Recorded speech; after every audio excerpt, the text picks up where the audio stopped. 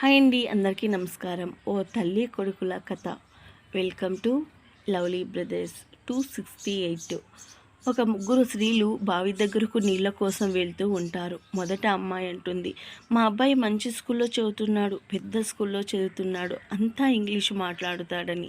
అప్పుడు రెండో అమ్మాయి అంటుంది, మా అబ్బాయి కూడా మంచి స్కూల్లో చదువుతున్నాడు, వాడెప్పుడూ ఇంగ్లీష్లోనే మాట్లాడుతాడు అని.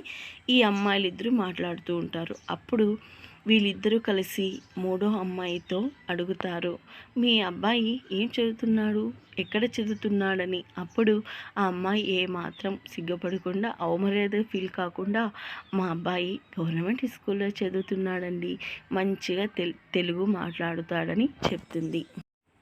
అప్పుడు వాళ్ళిద్దరూ ఎగతాళి చేస్తారు. ఏంటి, మీ అబ్బాయిని గవర్నమెంట్ స్కూల్లో వేశావా?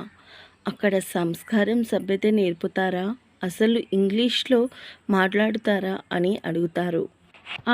అప్పుడు ఆ మూడో అమ్మాయి, మా అబ్బాయి చాలా చక్కగా తెలుగు మాట్లాడతారండి, మంచిగా చదువుతారు, దానితో పాటు సభ్యత సంస్కారం నా కొడుక్కి ఉంది, చదువుతున్నది ఎక్కడ చదివితే ఏముంది, ముందు సంస్కారం అన్నది చాలా ముఖ్యమని చెప్తుంది. అప్పుడు వాళ్ళిద్దరూ ఈ అమ్మాయిని అసహించుకుంటారు. ఏంటి, మీ పిల్లవాడిని ఇలా పెంచుతున్నావా, గవర్నమెంట్ స్కూల్లో ఎవరైనా చదివిస్తారా ఈ కాలంలో అంటూ ఎగతాళి చేస్తూ మాట్లాడుకుంటూ వస్తూ ఉండగా, అప్పటికి స్కూల్ వదిలి పిల్లలంతా రోడ్డు పైన నడుచుకుంటూ వెళ్తూ ఉంటారు. అప్పుడు ఇంగ్లీష్ మీడియం స్కూల్లో చదివే పిల్లల తల్లులు ఉన్నారు కదా, వీళ్ళిద్దరు పిల్లలు వాళ్లకు ఎదురు వస్తారు. బాబు, కాస్త ఈ బిందెలు మోయరా, నొప్పి పెడుతుంది అంటే, నా వల్ల కాదు అమ్మా, దయచేసి నాకు చెప్పొద్దు, ఎలాగైనా నువ్వే మోసుకొని రా అని చెప్పి ఆ పిల్లలిద్దరూ వెళ్ళిపోతారు.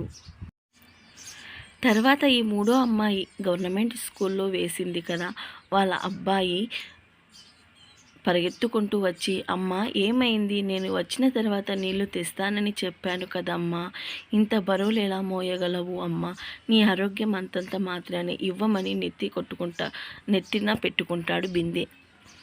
అయ్యో వద్దు నాన్న, నీ వల్ల కాదు అని చెప్తున్నా, పర్వాలేదమ్మా, నేను మొయ్యగలను, నువ్వు నెమ్మదిగా నడుచుకుంటూ ఇంటికి వచ్చేసే అని ఆ బిందె తీసుకొని ఆ అబ్బాయి వెళ్ళిపోతాడు. అప్పుడు వాళ్ళిద్దరు ఆమె దగ్గరికి వెళ్ళి, మమ్మల్ని క్షమించండి, మిమ్మల్ని మేము తప్పుగా అనుకున్నాము, సంస్కారం అనేది డబ్బుతోనూ పిల్లల్ని పెద్ద పెద్ద స్కూల్లో చదివిస్తూనే రాదు, మనం నేర్పే సంస్కారంలో ఉంటుంది. వాళ్ళిద్దరూ ఆమెతో క్షమాపణ కోరుకుంటారు.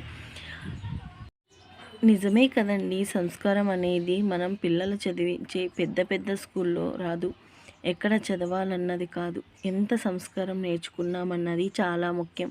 ఈ కొటేషన్స్ మీకు నచ్చినట్లయితే ఒక లైక్ ఇవ్వండి. కొత్త వాళ్ళు నా ఛానల్ చూస్తున్నట్లయితే సబ్స్క్రైబ్ చేసుకుని సపోర్ట్ చేయండి. Thank you for watching.